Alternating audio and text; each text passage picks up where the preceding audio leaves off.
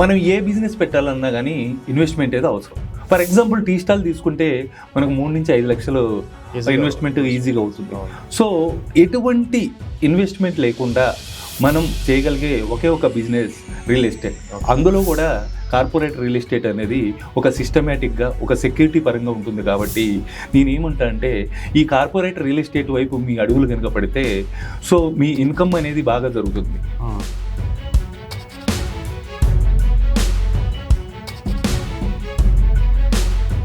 సరే, అయితే ఇప్పుడు మీరు కార్పొరేట్ ట్రైనింగ్కి ఎవరైతే అంటే ఎటువంటి వాళ్ళు ఎలిజిబుల్ అవుతారు? అంటే వీళ్ళకి ఏదైనా ఎడ్యుకేషన్ బ్యాక్గ్రౌండ్ ఉండాలా, లేకపోతే ఎన్ని సర్టిఫికేషన్ ఉండాలి? అంటే ఈ రియల్ ఎస్టేట్కి ఎడ్యుకేషన్తో కానీ జెండర్తో కానీ ఏజ్తో కానీ సంబంధం లేదండి. మీలో సంపాదించాలనే కోరిక కానీ కసిగా పనిచేయాలి, నేను ఇక్కడ ఉన్న స్థానాన్ని నుంచి ఉన్నత స్థానానికి ఎదగాలి అనుకుంటే మీరు ఎవరైనా ఎలిజిబుల్ లేదు సార్. ఒకప్పుడు మనసుంటే మార్గం ఉండేదన్నారు, కానీ ఈ కలియుగంలో మనీ ఉంటే మార్గం ఉంటుంది అంటున్నారు. నేను ఇప్పుడు చెప్పే యూత్కి ఏంటి అంటే మనం కనుక స్టడీ అయిపోయిన తర్వాత మన లైఫ్ కనుక ఒక కరెక్ట్గా మనం ప్లాన్ చేసుకొని ఒక 5 to 10 years కనుక మీరు కరెక్ట్గా కష్టపడి ఈ కార్పొరేట్ రియల్ ఎస్టేట్లో చేసుకుంటే మిగిలిన 35 to 40 years అనేది ఇంకేం పని చేయకపోయినా కానీ మీకు వచ్చే రిటర్న్స్ అలా హ్యూజ్గా ఉంటుంది సార్. సో నేను చెప్పేది ఏంటంటే జాబ్ చేయమని నేను చెప్తాను. జాబ్ చేస్తూ మీరు ఏదైనా సెకండ్ ప్యాసివ్ ఇన్కమ్ అనేది మీరు చూసుకుంటే మీ భవిష్యత్తు అనేది చాలా బాగుంటుంది. నమస్తే, welcome to 3T real estate. So ఇవాళ మనతో రియల్ ఎస్టేట్ కార్పొరేట్ ట్రైనర్ అలాగే బిజినెస్ కోచ్, ఎంతోమంది రియల్ ఎస్టేట్లో పనిచేసే అసోసియేట్స్కి కొన్ని వేల మందికి ట్రైనింగ్ ఇచ్చి వాళ్ళని లెర్నింగ్ నుంచి ఎర్నింగ్ వైపు దారి మళ్లించిన expert and business coach Ravi garu మనతో ఉన్నారు. సో ఆయన అడిగి ఇవాళ అసలు ఈయన ఈ ట్రైనింగ్స్ ఎంతమందికి ఇచ్చారు, హైదరాబాద్లో ఎన్ని కంపెనీస్ ఆయనకి టైఅప్ ఉంది, అండ్ ఎంతమంది ఈయన దగ్గర ట్రైనింగ్ తీసుకొని బెనిఫిట్ అయ్యారో ఒకసారి సార్ మాటలు తెలుసుకుందాం. సార్ నమస్తే. సార్, అయితే ఏంటి సార్ మీ బ్యాక్గ్రౌండ్? మీరు ఒక ట్రైనర్గా, రియల్ ఎస్టేట్ ట్రైనర్గా, ఈ కార్పొరేట్ ట్రైనర్గా? యాక్చువల్లీ నాది సాఫ్ట్వేర్ జాబ్ అండి. ఓకే. ఒక 5 years సాఫ్ట్వేర్ జాబ్ చేసిన తర్వాత మనకు వచ్చే శాలరీ సరిపోవట్లేదు అని చెప్పేసి మనం ఏదైనా బిజినెస్ స్టార్ట్ చేయాలని చెప్పేసి బయటకు రావడం జరిగింది. ఎప్పుడైతే మనం బయటకు వస్తామో సాఫ్ట్వేర్ జాబ్ మానేసి బయటకు వచ్చాడు అని చెప్పేసి ఎవరు ఎంకరేజ్ చేయలేదు. సో మనకున్న స్కిల్స్ ఏంటా అని చూస్తే నేను కాలేజ్ డేస్ నుంచి కూడా జిమ్కి వెళ్ళేవాడిని. సో సర్టిఫికేషన్ చేసి దాని తర్వాత జిమ్ కోచ్గా జాయిన్ అవ్వడం జరిగింది. ఆ క్రమంలోనే నాకు ఒక మిత్రుడు కలిశారు. ఆ మిత్రుడు నన్ను కార్పొరేట్ రియల్ ఎస్టేట్ వైపు నడిపాడు. సో దాన్ని ఛాలెంజింగ్గా తీసుకొని మనం లెర్నింగ్ నేర్చుకుంటూ ఎర్నింగ్ తీసుకునే స్థాయికి వెళ్ళామన్నమాట. సో ఈ విధంగా మనతో పాటు చాలామందిని మనం ట్రైన్ చేయటం, మన టీంలో ఉండటం, వాళ్ళు కూడా ఎర్న్ చేయటం అనేది మనకు జరిగింది సార్. Okay sir. సార్, అంటే ఇప్పుడు హైదరాబాద్లో మీరు ఎంతమంది అసోసియేట్స్కి ట్రైనింగ్ ఇచ్చుంటారు? ఇప్పుడు నేను వచ్చేసి ఒక 700 to 800 మెంబర్స్కి ఇచ్చుంటానండి. దాంట్లో చాలామంది ఒక 60 to 70% పీపుల్ ఇప్పుడు ల్యాక్స్లో అండ్ క్రోర్స్లో కూడా ఎర్న్ చేస్తున్న వాళ్ళు ఉన్నారు. సార్, అయితే ఇప్పుడు రియల్ ఎస్టేట్లో జీరో ఇన్వెస్ట్మెంట్ బిజినెస్ అంటారు దీన్ని. అంటే మన ట్రైనింగ్స్లో కూడా చాలామంది ఎక్స్పర్ట్ చెప్తూ ఉంటారు, ఇలాంటి వాళ్ళు ఏమని రియల్ ఎస్టేట్లోకి వచ్చే వాళ్ళు ఎటువంటి ఇన్వెస్ట్మెంట్ చేయాల్సిన అవసరం లేదు, టైం స్పెండ్ చేస్తే సరిపోతుంది, దాంతోపాటు మీ పేషెన్స్ అండ్ ఓపిక ఉంటే సరిపోతుంది. సో దీన్ని ఎట్లా డిస్క్రైబ్ చేస్తారు మీరు? యాక్చువల్లీ చెప్పాలంటే మనం ఏ బిజినెస్ పెట్టాలన్నా కానీ ఇన్వెస్ట్మెంట్ ఏదో అవసరం. ఫర్ ఎగ్జాంపుల్ టీ స్టాల్ తీసుకుంటే మనకు 3 నుంచి 5 లక్షలు ఇన్వెస్ట్మెంట్ ఈజీగా అవుతుంది. సో ఎటువంటి ఇన్వెస్ట్మెంట్ లేకుండా మనం చేయగలిగే ఒకే ఒక బిజినెస్ రియల్ ఎస్టేట్. అందులో కూడా కార్పొరేట్ రియల్ ఎస్టేట్ అనేది ఒక సిస్టమేటిక్గా ఒక సెక్యూరిటీ పరంగా ఉంటుంది. కాబట్టి నేనేమంటా అంటే ఈ కార్పొరేట్ రియల్ ఎస్టేట్ వైపు మీ అడుగులు కనుక పడితే సో మీ ఇన్కమ్ అనేది బాగా జరుగుతుంది. సార్, అంటే మీరు ఇక్కడ ఒక చిన్న డిఫరెన్స్ చెప్పాలి మాకు. ఏంటంటే లోకల్ రియల్ ఎస్టేట్కి కార్పొరేట్ రియల్ ఎస్టేట్కి డిఫరెన్స్ ఏముంటుంది? ఫర్ ఎగ్జాంపుల్ మీరు నేను ఇంకొకరు పర్సన్ కలిసి ఒక వెంచర్ వేసామనుకోండి. వెంచర్ వేసిన తర్వాత అన్ని ప్లాట్లు అమ్మేసాం. ఫర్ ఎగ్జాంపుల్ అది ఎవరిదో ల్యాండ్ వచ్చేసి ఎవరో తీసుకున్నారనుకోండి. ఆ ల్యాండ్ తీసుకున్న వాళ్ళు ఎవరన్నా కేసేయటం కానీ వాళ్ళ మనవాళ్ళు కానీ ఎవరన్నా కేసేయటం కానీ జరిగిందనుకోండి. ఫర్ ఎగ్జాంపుల్ అప్పుడు మనం ఏం చేస్తాము, ఎవరు వెళ్ళాల్సి ఉంటుంది కోర్టుకి? కస్టమర్ ఎవరైతే తీసుకున్నారో వాళ్ళే వెళ్ళాల్సి ఉంటుంది. ఎందుకంటే అక్కడ ఆల్రెడీ మనం అన్ని సేల్ అవుట్ చేస్తుంటాం కాబట్టి వాళ్ళు వెళ్ళాల్సి ఉంటుంది. అదే కార్పొరేట్ రియల్ ఎస్టేట్లో అయితే కంపెనీ రెస్పాన్సిబిలిటీ తీసుకొని ఒక లీగల్ టీం ఉంటుంది. ఎవ్రీ సింగిల్ ప్లాట్ మీదుగా ఎనీ లీగల్ ఇష్యూ వచ్చినా కానీ కంపెనీ టేక్ కేర్ చేస్తుంది. సో ఇక్కడ అసోసియేట్కి కానీ కస్టమర్కి కానీ ఎటువంటి సెక్యూరిటీ కానీ లీగల్ ఇష్యూస్ కానీ ఏమీ ప్రాబ్లం ఉండదు. సో అందుకనే మనం పెట్టే ఇన్వెస్ట్మెంట్ ఏదైనా కానీ వ్యర్థం కాకుండా ఉండాలి, ఎటువంటి లీగల్ ఇష్యూస్ కానీ సెక్యూరిటీ పరంగా ఏమి ఇబ్బందులు లేవంటే corporate real estate is the best one అన్నట్టు. అంటే ఇప్పుడు మనకి రియల్ ఎస్టేట్ కంపెనీస్ వెనకాల అంటే రియల్ ఎస్టేట్ ఈ సెక్టర్ వెనకాల మనకి ఎలాగో రేరా ఉంది. అవును. సో రేరా అనేది ఎలాగో మనకి ప్రొటెక్ట్ చేస్తుంది అటు కస్టమర్ని కానీ ఇటు కంపెనీని కానీ. దానికంటే బియాండ్ ఏం చేస్తుంది కార్పొరేట్ అనేది? సో కార్పొరేట్ రియల్ ఎస్టేట్లో ఏంటి అంటే రేరా ఉంది. రేరా ఉన్నా కానీ ఏమైనా అన్అసైన్డ్ భూమ్స్ కానీ, లేదంటే నీకు డిటీసీబీ కానీ, హెచ్ఎండిఏ పర్మిషన్స్ రావటం కానీ, ఫైనల్ లేఅవుట్ అప్రూవల్ కానీ, ఇవన్నీ పెండింగ్లో ఉంటాం. కానీ ఒకప్పుడు జీపీ లేఅవుట్స్ ఉంటాయి. జీపీ లేఅవుట్స్కి మనకు డ్రైనేజ్ కానీ ఇవన్నీ డెవలప్మెంట్లు ఉండేవి కాదు. అప్పుడు కస్టమర్లు నష్టపోయేవారు. ఎప్పుడైతే 2017-18లో రేరా వచ్చిందో అప్పటి నుంచి ఒక డెవలప్మెంట్కి ఒక 15% రేరా మార్టిగేజ్ చేస్తుంది సార్. ఆ మార్టిగేజ్ చేసిన తర్వాత ఏదైతే నామ్స్ ఇస్తారో ఇచ్చిన తర్వాత ఆ విధంగా రోడ్స్ కానీ, లైట్స్ కానీ, అండ్ డ్రైనేజ్ కానీ, డ్రింకింగ్ వాటర్ కానీ ఇవన్నీ చేసిన తర్వాతనే మనకు ఫైనల్ అప్రూవల్ వస్తుంది. సో ఇవన్నీ అయిపోతేనే మనకు ఫైనల్ అప్రూవల్ వస్తుంది. కాబట్టి అప్పుడు రేరా ఉండటం వల్ల మనకు బెనిఫిట్ అవుతుంది. అండ్ ఒకవేళ అవి చేయకపోతే గవర్నమెంట్ టేక్ ఓవర్ చేసుకొని అది డెవలప్ ఆ ప్లాట్స్ ఏదైతే మార్టిగేజ్ ఉన్నాయో ఆ ప్లాట్స్ని సేల్ చేసి అండ్ ఈ డెవలప్మెంట్స్ అన్ని చేస్తుంది. ఓకే సార్, అయితే ఇప్పుడు మీరు కార్పొరేట్ ట్రైనింగ్కి ఎవరైతే అంటే ఎటువంటి వాళ్ళు ఎలిజిబుల్ అవుతారు? అంటే వీళ్ళకి ఏదైనా ఎడ్యుకేషన్ బ్యాక్గ్రౌండ్ ఉండాలా, లేకపోతే ఎన్ని సర్టిఫికేషన్ ఉండాలి? అంటే ఈ రియల్ ఎస్టేట్కి ఎడ్యుకేషన్తో కానీ, జెండర్తో కానీ, ఏజ్తో కానీ సంబంధం లేదండి.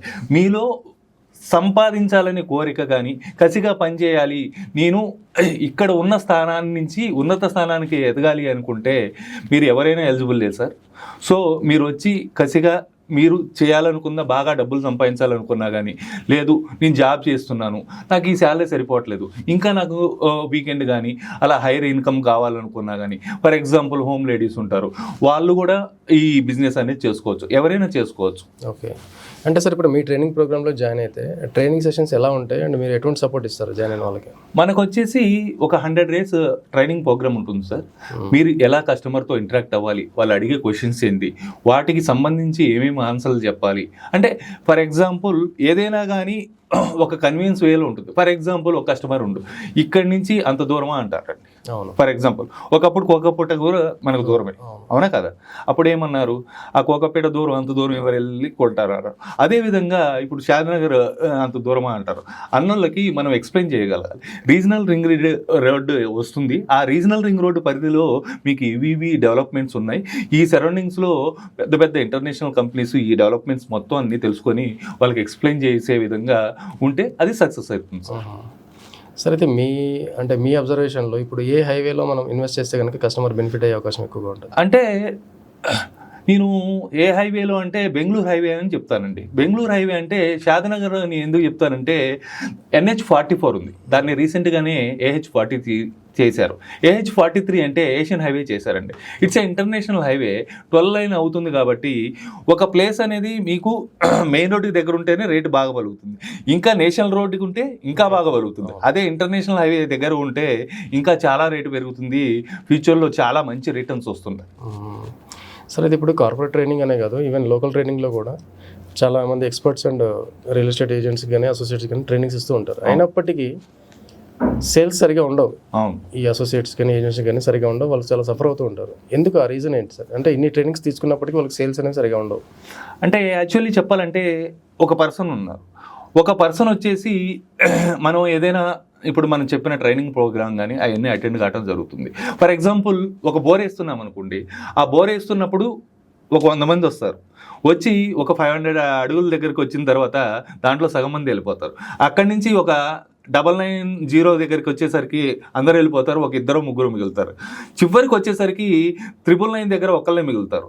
అంటే ఆ 999 దగ్గర ఏదైతే పాయింట్ ఉందో ఆ పాయింట్ దగ్గర వాటర్ పడతాయి అనుకోండి, 998 దగ్గర 998 దగ్గర మిగిలిన వెళ్ళిపోతారు, ఇది అవ్వదలే మన వల్ల అని. అంటే బేసిక్గా ఏమంటానంటే ఆ పాయింట్ దాకా ఎవరైతే నిలబడతారో ఆ పేషెన్స్ ఉంటుందో వాళ్ళే సక్సెస్ఫుల్ పర్సన్ అవుతారు, వాళ్ళే సక్సెస్ఫుల్ లీడర్ అవుతారండి.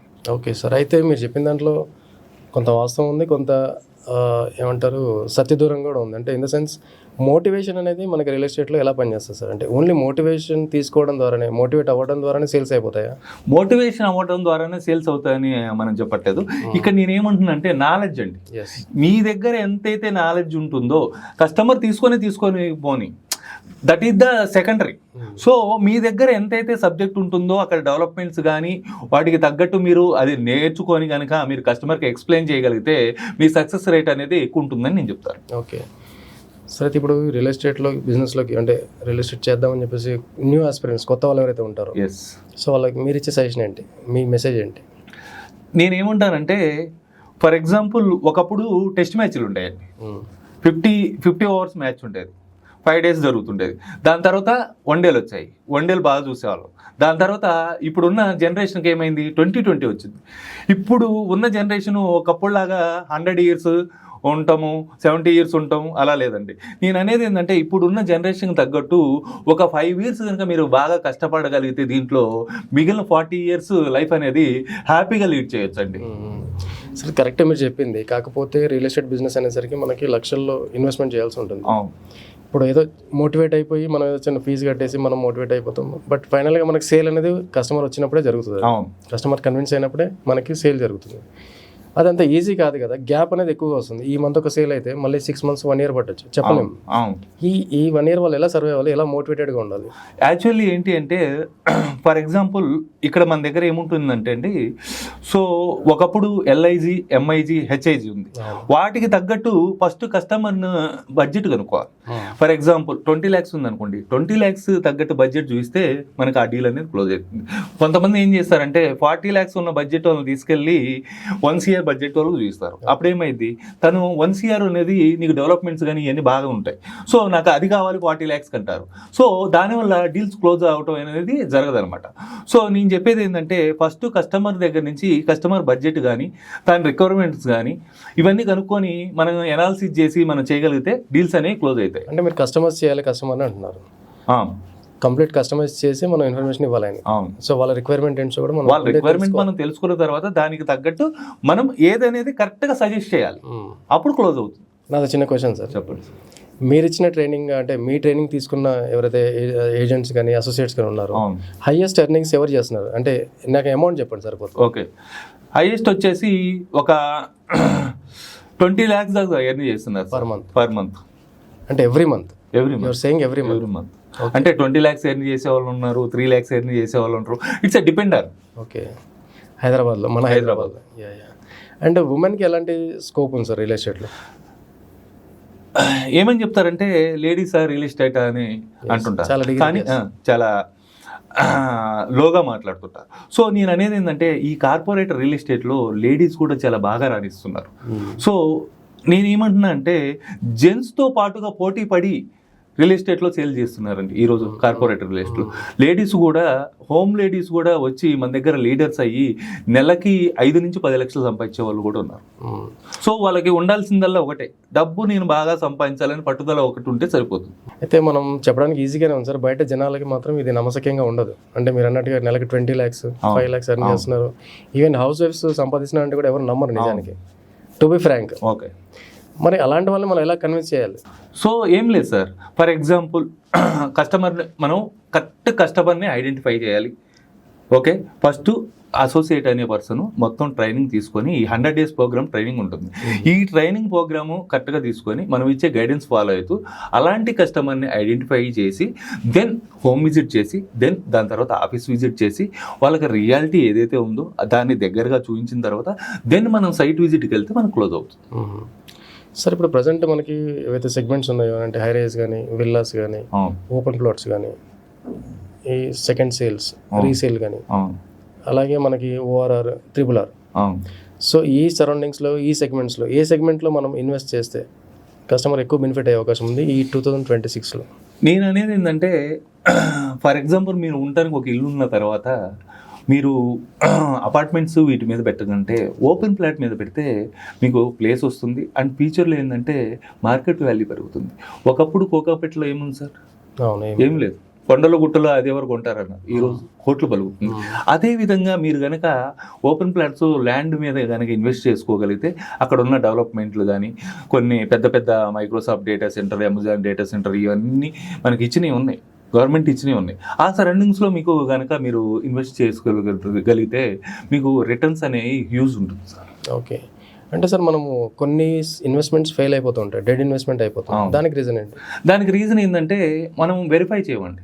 ఫర్ ఎగ్జాంపుల్ ఒక దగ్గర ఇన్వెస్ట్ చేసాం అనుకోండి, మనం అక్కడ ఏం డెవలప్మెంట్స్ లేవు, ఇక్కడ తక్కువకి వస్తుందని మనం తీసుకుంటాం, కానీ దానివల్ల ఏమైంది, ఆ మనీ అనేది అక్కడనే స్టక్ అవుతుంది జరుగుతుంది. సో అది మెయిన్ రీజన్ అంటే రీసెర్చ్ చేసుకోవాలి. అంటే అక్కడ డెవలప్మెంట్స్ ఉన్నాయి అనుకోండి. ఫర్ ఎగ్జాంపుల్ మల్టీనేషనల్, ఇప్పుడు షాద్నగర్ నేను ఎందుకు చెప్పానంటే బస్ వే ఉంది, హైవే ఉంది, ట్రైన్ వే ఉంది. ఈ 3 ఉన్న దగ్గరికి ఎప్పుడైనా కానీ ఇండస్ట్రియలిస్టులు కంపెనీలు పెట్టడానికి వస్తారు. సో మైక్రోసాఫ్ట్ మేకగూడలో మైక్రోసాఫ్ట్ డేటా సెంటర్ కానీ, ఎంఎస్ఎన్ ఫార్మా కానీ, నాట్కో ఫార్మా కానీ, ఎల్వి ప్రసాద్ హాస్పిటల్ కానీ, ఇవన్నీ ఆ సరౌండింగ్స్లో ఉండటం వల్ల అక్కడ ఉన్న ప్లేస్కి వాల్యూ పెరుగుతుంది. ఎప్పుడైతే ఈ పెద్ద మల్టీనేషనల్ కంపెనీ వస్తాయో నీ ల్యాండ్ వాల్యూ అనేది పెరుగుతుంది, రెసిడెన్షియల్ ఏరియా కూడా బాగా డెవలప్ అవుతుంది. అండ్ మీరు ఈ ఫీల్డ్లోకి వచ్చి ఎంతకాలం అయింది సార్? ఎన్ని సంవత్సరాల నుంచి ఉన్నారు ఈ ఫీల్డ్లో? నేను వచ్చేసి ఒక 3 years అయింది సార్. 3 years నుంచి ఈ ఫీల్డ్లో ఉన్నారు. సో ఇప్పటికి ఒక 1000 members మీరు ట్రైన్ చేస్తుంటారు. ఎక్కడ సార్ మన ఆఫీస్ అది సెటప్ అంతా? మన ఆఫీస్ వచ్చేసి మనకు జేఎన్టీ దగ్గర ఉంటుంది సార్. జేఎన్టీ దగ్గర. మనం ఆఫ్లైన్ అండ్ ఆన్లైన్ రెండు ఉంటాయా, లేకపోతే ఓన్లీ ఆఫ్లైన్? యాక్చువల్లీ ఇప్పుడు ఆఫ్లైనే ఉందండి. మనము అంతకుముందు ఆన్లైన్ కూడా కండక్ట్ చేసాము, అండ్ నాకు అవైలబిలిటీని బట్టి మళ్ళీ ఆన్లైన్ కూడా కండక్ట్ చేయడం జరుగుతుంది త్వరలో. అంటే ఎలా ఉంటాయి సార్ మీ క్లాసెస్? అంటే ఎన్ని అవర్స్ ఉంటాయి? క్లాసెస్ వచ్చి డైలీ ఒక 1 hour ఉంటుంది సార్. అవునా? 1 hour ఉంటుంది. దాని తర్వాత బ్యాచ్ వైజ్గా డివైడ్ చేశారా, లేకపోతే? బ్యాచ్ వైజ్గా ఏం లేదు, ఫస్ట్ 1 hour ఉంటుంది. దాన్ని మనం ప్రిపేర్ అయ్యి అది కనుక మనం నెక్స్ట్ డే కనుక ఫార్వర్డ్ చేసుకోగలిగితే సరిపోతుంది. ఏంటి సార్ ప్రాసెస్ మీ ట్రైనింగ్లో జాయిన్ అవ్వాలంటే? ట్రైనింగ్లో జాయిన్ అవ్వాలంటే మనకు ఒక మీటింగ్ ఉంటుంది సార్. మీటింగ్ కనుక కింద కాంటాక్ట్ నెంబర్ ఏదైతే ఉందో ఆ కాంటాక్ట్ నెంబర్ కనుక మీరు కాల్ చేసినట్టయితే ఇన్ఫర్మేషన్ మొత్తం ప్రొవైడ్ చేస్తారు సార్. Okay sir. అయితే డబ్బు విషయంలో ఇప్పుడున్న యూత్కి, ఇప్పుడున్న జెన్జీ జనరేషన్కి మీరు ఇచ్చే సజెషన్ ఏంటి? అంటే ఎంత మనీ అనేది చాలా ఇంపార్టెంట్ విషయం వాళ్ళకి ఎలా అర్థం అవ్వాలి? సో ఒకప్పుడు మనసుంటే మార్గం ఉండేది అన్నారు, కానీ ఈ కలియుగంలో మనీ ఉంటే మార్గం ఉంటుంది అంటున్నారు. నేను ఇప్పుడు చెప్పే యూత్కి ఏంటి అంటే, మనం కనుక స్టడీ అయిపోయిన తర్వాత మన లైఫ్ కనుక ఒక కరెక్ట్గా మనం ప్లాన్ చేసుకొని ఒక 5 to 10 years కనుక మీరు కరెక్ట్గా కష్టపడి ఈ కార్పొరేట్ రియల్ ఎస్టేట్లో చేసుకుంటే మిగిలిన 35 to 40 years అనేది ఏం పని చేయకపోయినా కానీ మీకు వచ్చే రిటర్న్స్ అలా హ్యూజ్గా ఉంటుంది సార్. సో నేను చెప్పేది ఏంటంటే, జాబ్ చేయమని నేను చెప్తాను. జాబ్ చేస్తూ మీరు ఏదైనా సెకండ్ ప్యాసివ్ ఇన్కమ్ అనేది మీరు చూసుకుంటే మీ భవిష్యత్తు అనేది చాలా బాగుంటుంది సార్. సార్ అయితే ఇప్పుడు 2026లో ఉన్నాం మనం. Compare to other metro cities, హైదరాబాద్లో రియల్ ఎస్టేట్కి స్కోప్ ఎంత ఉంది బిజినెస్కి? అంటే నేను వన్ ఆఫ్ ద బెస్ట్ సిటీలో Hyderabad is the best city అని చెప్తాను సార్. మీకు కాస్ట్ ఆఫ్ లివింగ్ కానీ అండ్ డెవలప్మెంట్స్ కానీ, అవుటర్ రింగ్ రోడ్ కానీ, ఈ మొత్తం ఇన్ఫ్రాస్ట్రక్చర్ కానీ బాగా డెవలప్ అవుతుంది. ఇప్పుడు ప్రజెంట్ దాంట్లో చూస్తే Hyderabad is the extreme. So హైదరాబాద్లో కనుక మనం ఇన్వెస్ట్ చేయగలిగితే మన రిటర్న్స్ అయ్యని హ్యూజ్ ఉంటుంది. అంటే మనకి ల్యాండ్ బ్యాంక్ వైజ్ ఎంత ఉంది సార్ హైదరాబాద్లో? ఎన్ని ఇయర్స్ వరకు మనం ఇంకా రియల్ ఎస్టేట్ బిజినెస్ చేసుకోవచ్చు? మనము కనుక వచ్చేసి మనకు 2047 దాకా అసలు ఎటువంటి డోకా లేదు సార్, ఇన్వెస్ట్ చేయొచ్చు. మనకి ఇప్పుడు for example outer ring road దాకా మనకు ల్యాండ్ అనేది ఎక్కడ చూసినా కానీ లీగల్గా ఎథికల్గా చూస్తే మినిమం 1 లక్ష ఉంటుంది. సో అవుటర్ రింగ్ రోడ్డు దాటిన తర్వాత రీజనల్ రింగ్ రోడ్డు ఎంత వరకు ఉందో అంత పరిధి దాకా కూడా మనకు